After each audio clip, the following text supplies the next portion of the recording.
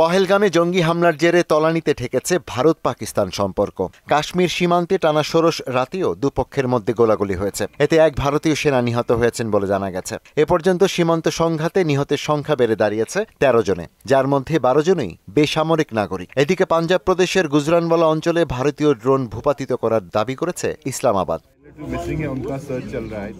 ভারতের সাম্প্রতিক বিমান হামলায় অন্তত ৩১ বেসামরিক নাগরিক নিহত হয়েছে বলে দাবি করেছে পাকিস্তান। বুধবার ইসলামাবাদে এক সংবাদ সম্মেলনে দেশটির আন্তঃবাহিনী জনসংযোগ পরিদপ্তরের মহাপরিচালক লেফটেন্যান্ট জেনারেল আহমেদ শরীফ চৌধুরী এ তথ্য জানান।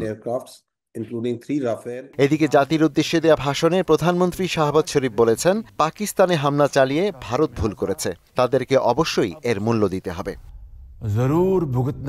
আর ভারতের সাম্প্রতিক বিমান হামলার প্রেক্ষাপটে পাকিস্তানের প্রতিরক্ষা মন্ত্রী খাজা আসিফ সতর্ক করে বলেছেন, পরিস্থিতি আরও উত্তপ্ত হলে পারমাণবিক যুদ্ধের শঙ্কা বাস্তবে রূপ নিবে। বর্তমানে ভারতে গভীর রাজনৈতিক সংকট চলছে উল্লেখ করে তিনি বলেন, দৃষ্টি সরাতেই সীমান্তে আগ্রাসন চালাচ্ছে তারা।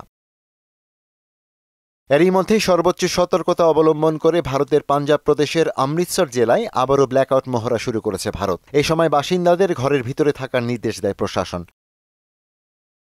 এদিকে পাঞ্জাব, হিমাচল প্রদেশ, রাজস্থান ও গুজরাত সহ কমপক্ষে ২১টি বিমানবন্দর আগামী ১০ মে পর্যন্ত বন্ধ রাখার নির্দেশ দিয়েছে দেশটির সরকার। আর ভারত পাকিস্তান উত্তেজনার কারণে আসন্ন ইউরোপ সফর বাতিল করেছেন ভারতীয় প্রধানমন্ত্রী নরেন্দ্র মোদী।